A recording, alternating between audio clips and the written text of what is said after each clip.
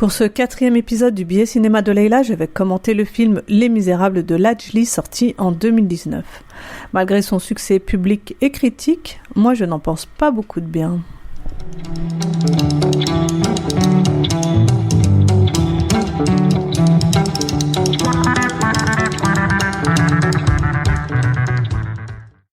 En vrai, ce n'est pas simple de parler de ce film parce qu'on sent qu'on est attendu au tournant.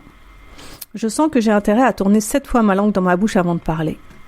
Je sens même que j'ai comme des revolvers pointés sur ma tempe qui m'obligent à devoir dire du bien du film. Surtout en tant que femme, arabe, de gauche, issue de quartiers populaires, je me dois de défendre mon camp.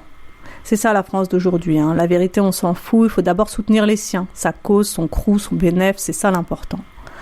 C'est que depuis l'économie de marché, tout est devenu une question de lobbying, hein. Même l'art est entré dans le game. Si le plus fort dit qu'un film de cinéma est génial, alors c'est génial, hein. Pourquoi se prendre la tête ? Pourquoi se mettre à dos ses amis pour une pseudo-indépendance d'esprit ? Ça n'a jamais fait manger personne, l'indépendance d'esprit. Listons les raisons pour lesquelles il faut dire du bien de ce film, hein, pour que les gars qui me braquent avec leurs flingues se détendent un peu. 1. Pour une fois qu'un réalisateur noir qui vit en banlieue, Lajli a le César du meilleur film en France. Et devant Polanski en plus. J'avoue, bravo quand même. 2. Pour une fois qu'il y a autant d'acteurs noirs dans un film français contemporain. J'avoue, c'est vrai, on ne supporte plus ces histoires de fesses, de bobos parisiens qui vivent dans des apparts trop grands.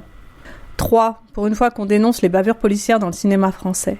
J'avoue, c'est un sujet politique digne d'intérêt, même si attention au mimétisme avec la cause des Afro-Américains qui me semble sans commune mesure bien plus dramatique.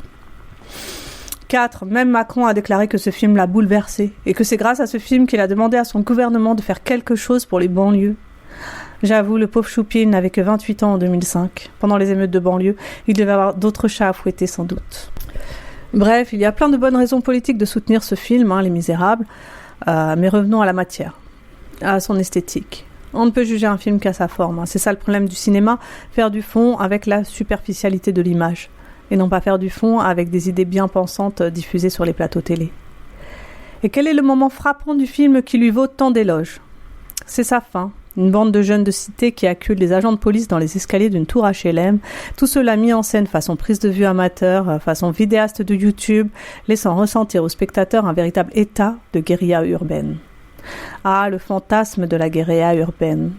Voilà ce que proposent les films du collectif Courtrage-Mais depuis plus de 20 ans. Petit rappel, Lajli appartient à un collectif qui s'appelle Courtrage-Mais, créé en 1994 par Kim Chapiron. Courtrage-Mais, c'est une bande de gars qui, fascinés par le film La haine de Kassovitz, ont décidé de prendre une caméra pour aller filmer la banlieue populaire.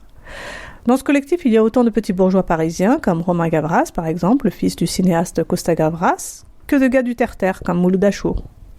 Pour ceux qui ne connaissent pas leur travail, je vous invite à aller regarder leurs vidéos, en particulier le clip Stress réalisé par Romain Gavras pour le groupe Electro Justice en 2008, il y a déjà plus de 10 ans. Je défie quiconque de ne pas voir la ressemblance entre ce clip, Stress, et la fin du film Les Misérables. Encore ce fantasme de guérilla urbaine menée par des enfants issus de l'immigration. En vrai, je trouve ça très gênant, et même à contretemps des enjeux politiques de l'Europe actuelle. Dans le sens où il me semble que ces images pourraient ouvrir grand la porte aux idées de l'extrême droite.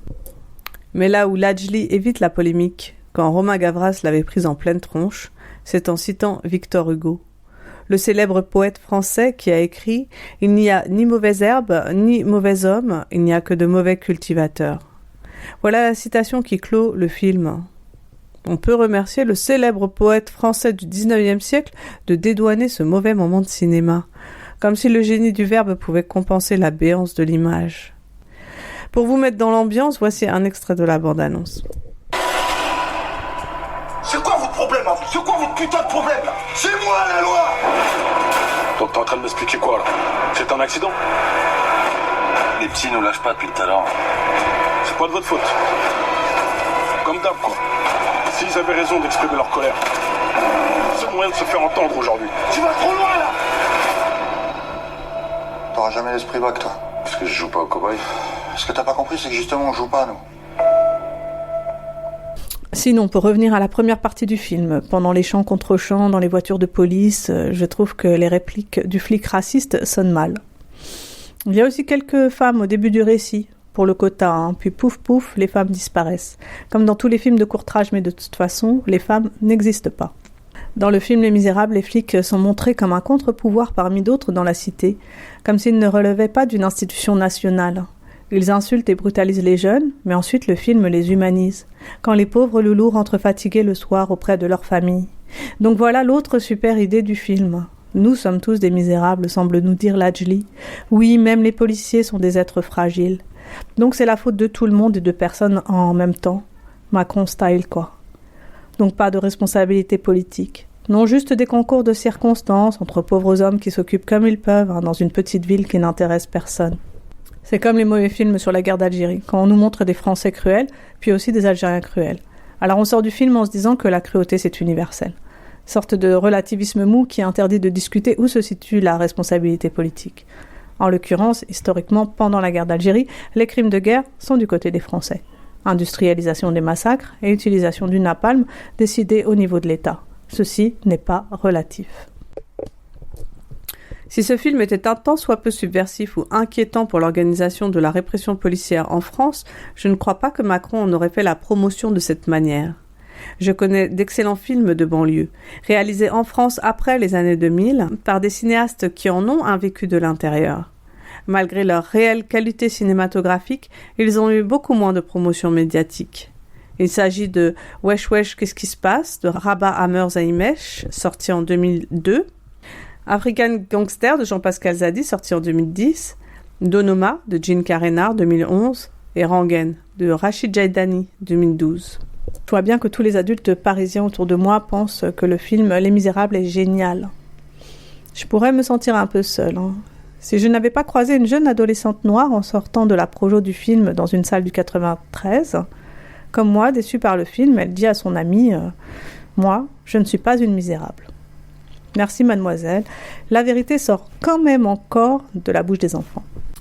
Merci pour votre attention. C'était une émission écrite et présentée par Leila Touati. Vous pouvez retrouver mes podcasts cinéma sur Radio Ems, la web radio de l'Est parisien, et sur ma chaîne YouTube, le billet cinéma de Leila. À bientôt.